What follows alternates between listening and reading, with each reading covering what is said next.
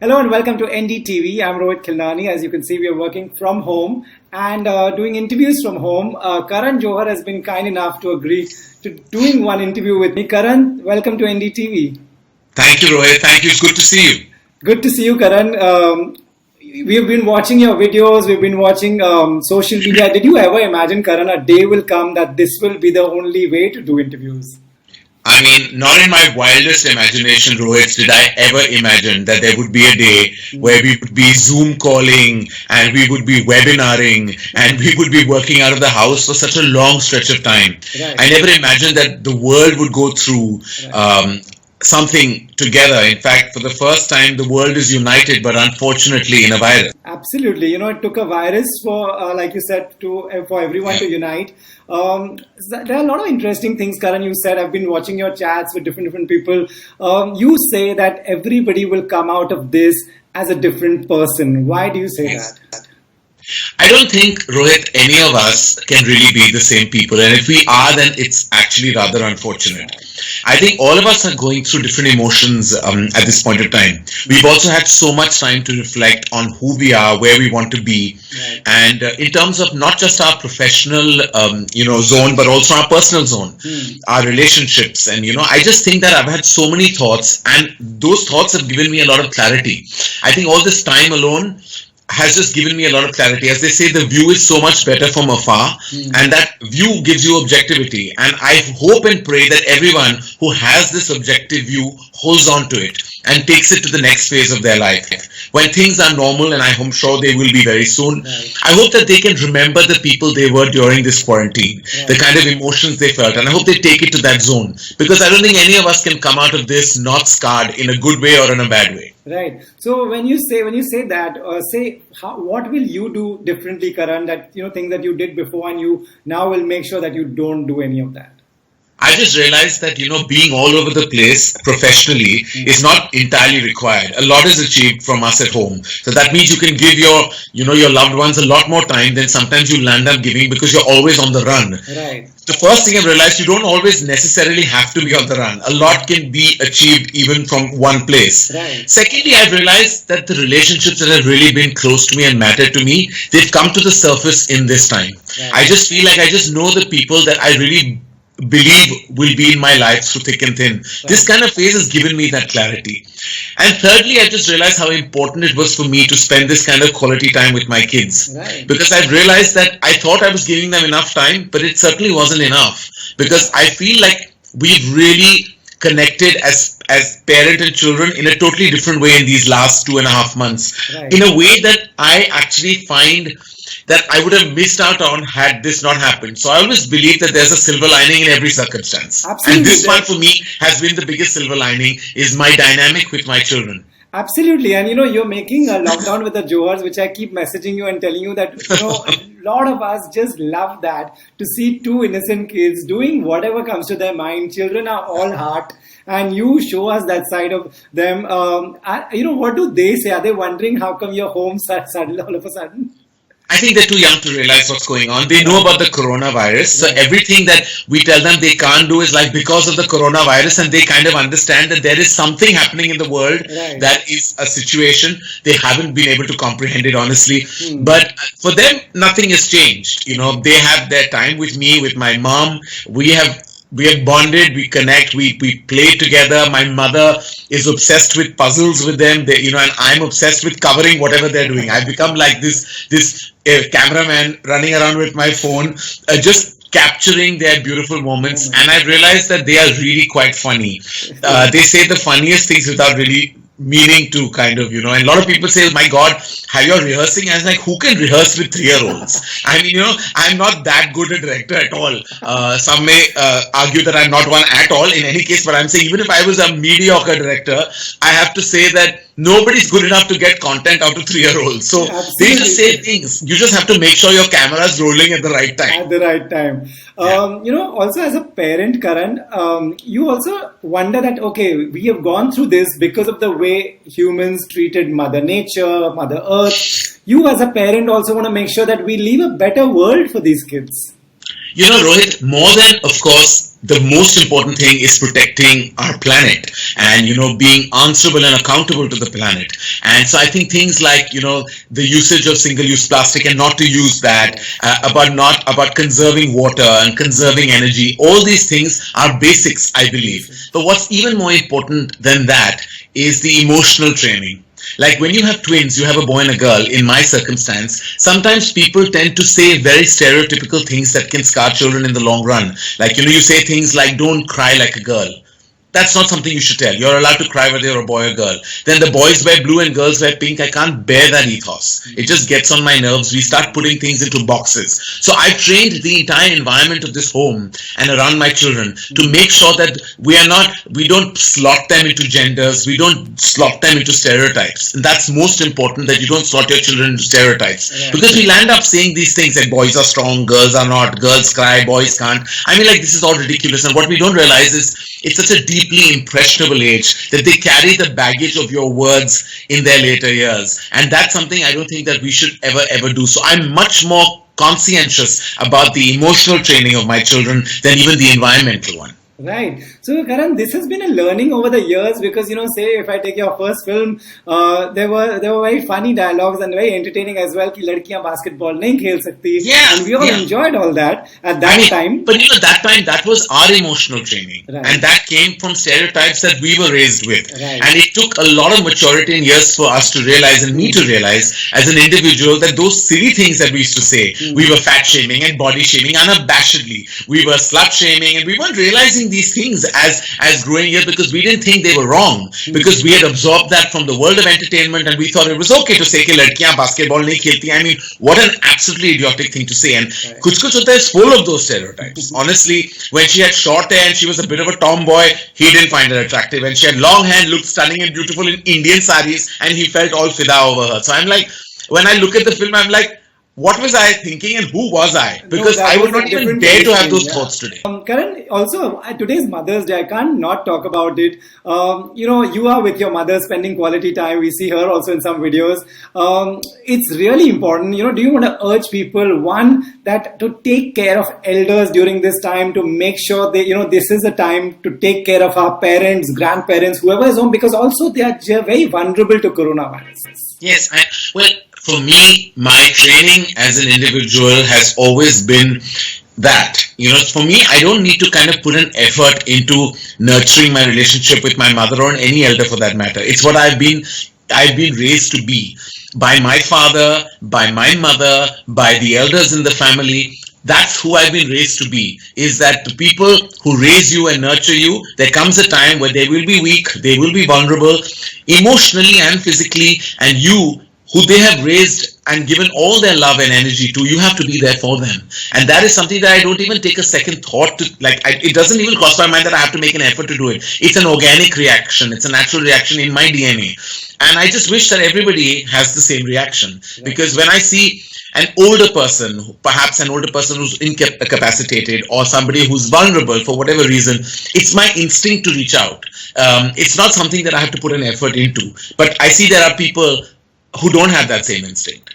And I think that when we go through a global pandemic such as what we are going through, it makes us realize that we have to be there for our community in more ways than we've ever been.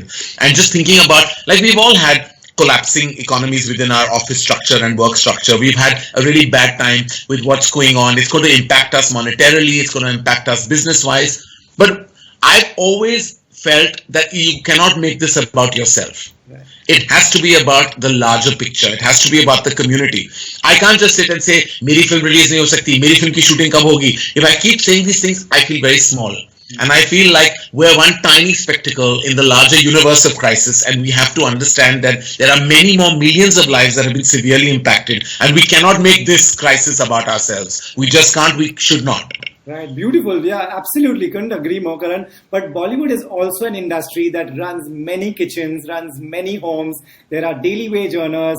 Industry's been amazing and helping out, reaching out to them, giving them money. All you guys have come together this time, not just to help the industry members, to help the frontline workers, doctors, BMC workers, cups, and every day I see someone is donating sanitizer, someone is giving money. Do you all talk about this, that this is the time that you all have to be together? You put up a great show, you and Zoya did, and that contributed a lot of money which will go for good reasons.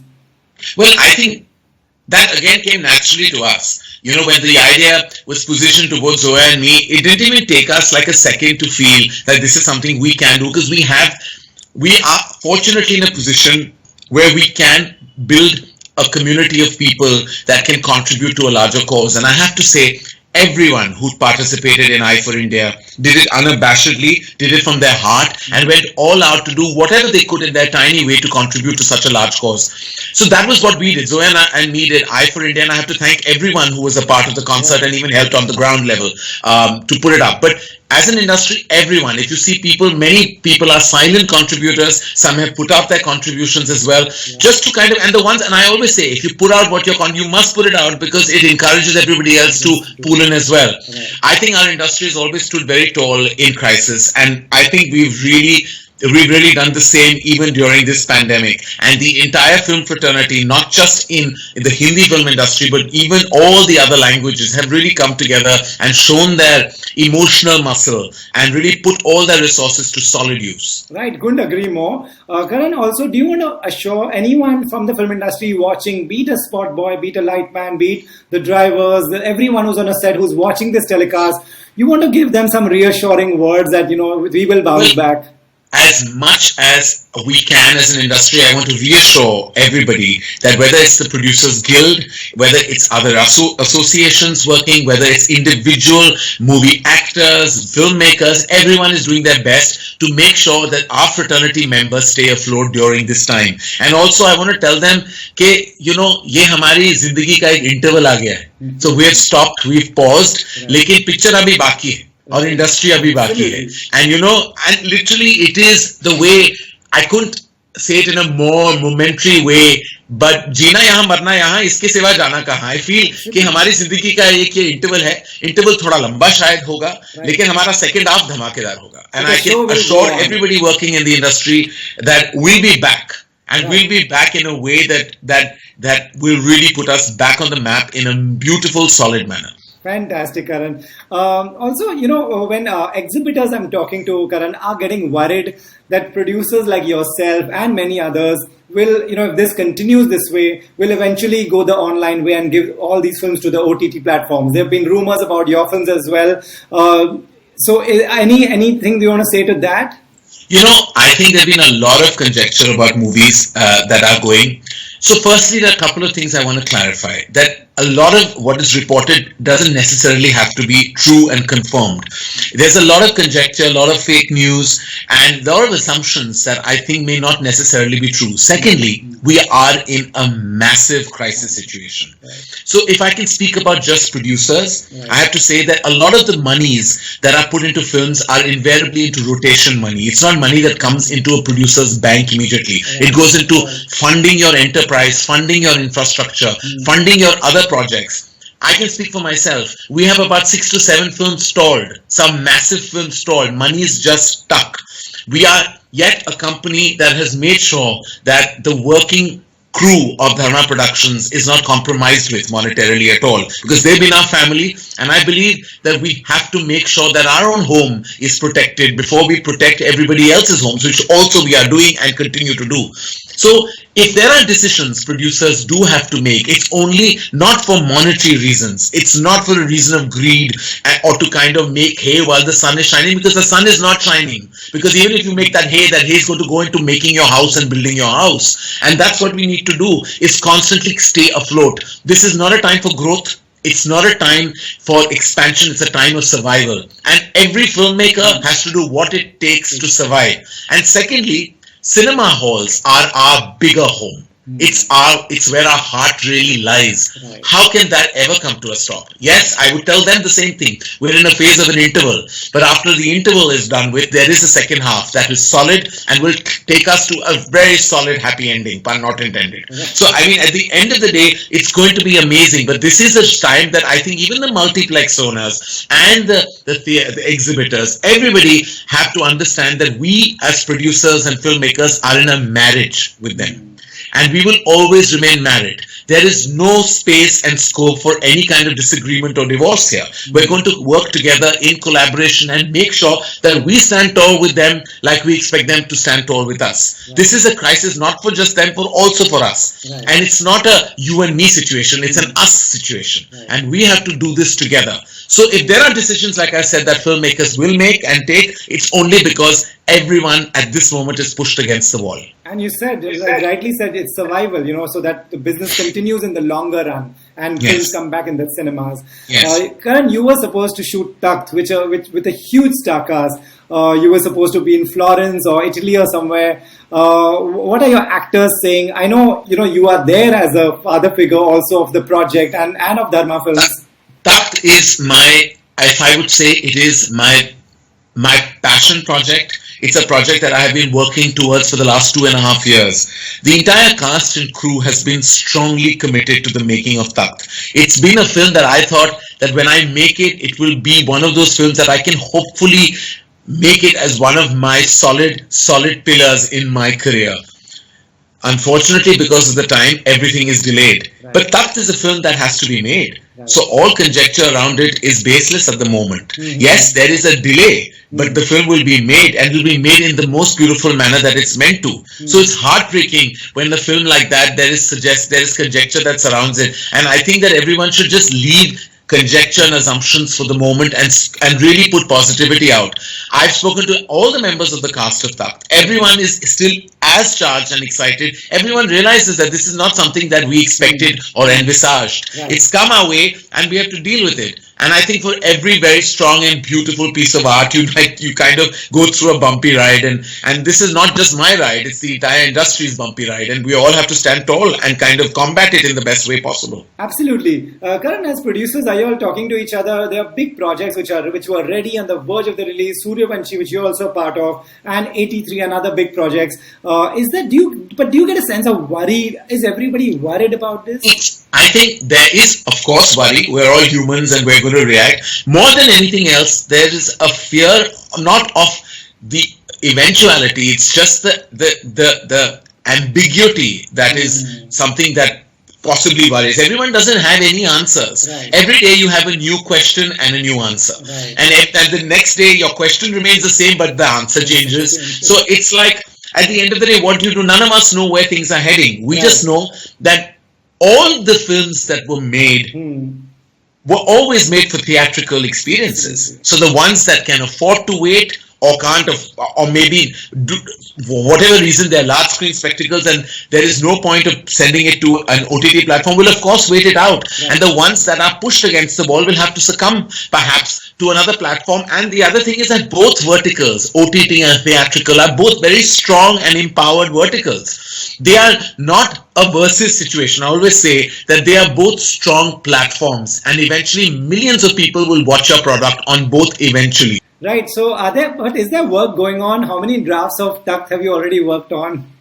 Well, I was already on my 11th draft of Takht. My dialogue draft with every possible instruction, every possible nuance, every possible detail has been worked out to the T. Right. So there's something called overcooking. So if I continue cooking it, I will overcook it. So I think I'm going to let it simmer for a while. Right. Karan, in the middle of these tough times came a very rough patch for the film industry where back to back on 2 days we lost two great actors. You worked with Rishi Kapoor ji. What comes to your mind, when now that he's no more with us, it is tragic and it's really heartbreaking and sad. What, if you could share something with the viewers, what comes to your mind from the sets when you were directing him? Well, I think that I knew that he was critical and I knew that things were very tough for him. And as a fan, I have to say, not as a filmmaker or as a friend of the families, but just as a fan, I was just heartbroken on that day. It's because I just felt like I lost a piece of my childhood because I've grown up just wearing Rishi Kapoor's sweaters, dancing to his songs, idolizing him on screen. He was everything to me. He was my hero. And when I used to tell him that, he would laugh it off and pretend like it wasn't true, but it was. He was my main man when I grew up. So it's like my childhood is all Rishi Kapoor. It's all Rishi Kapoor. And I had the good honor of being close to the family and therefore being in proximity with him. And I still remember the day I went to offer him Student of the Year as a filmmaker, because I'd gone to him for films that I had produced before, but never as a director. And he said, Karan, you're directing the film. You don't even have to narrate the part to me. And I was so choked at that time. I just hugged him. And I remember he gave the first shot of the film, and it was on the sets of the song Radha. And it's so bizarre because my big song was Duffly Wale that I used to dance to on my room as a child, and that's the exact thing that I had to give him to do. And when he did the Duffly Wale step, there was a corner I just went to and I just burst out crying, and then I wiped my face and washed my face and I went to him and I hugged him and I said, you don't know what this means to me. It's like there were few people on my emotional bucket list as a filmmaker that I wanted to work with, and Rishi Kapoor was right there on top. And I'm just glad that we made some very special film. He was in Student, he was in Agnipath and Kapoor and Sons, and he really had done very strong work with us in Dharma Productions, and I, along with the entire country, and I just heartbroken. I mean, I just felt like there was so much work left in him. There was so much cinema left in him. There was such creative energy left in Rishi Kapoor. And I can only say that thank you for the memories, because they're going to give me a lot of strength to kind of go and forge forward. And I really think of him a lot.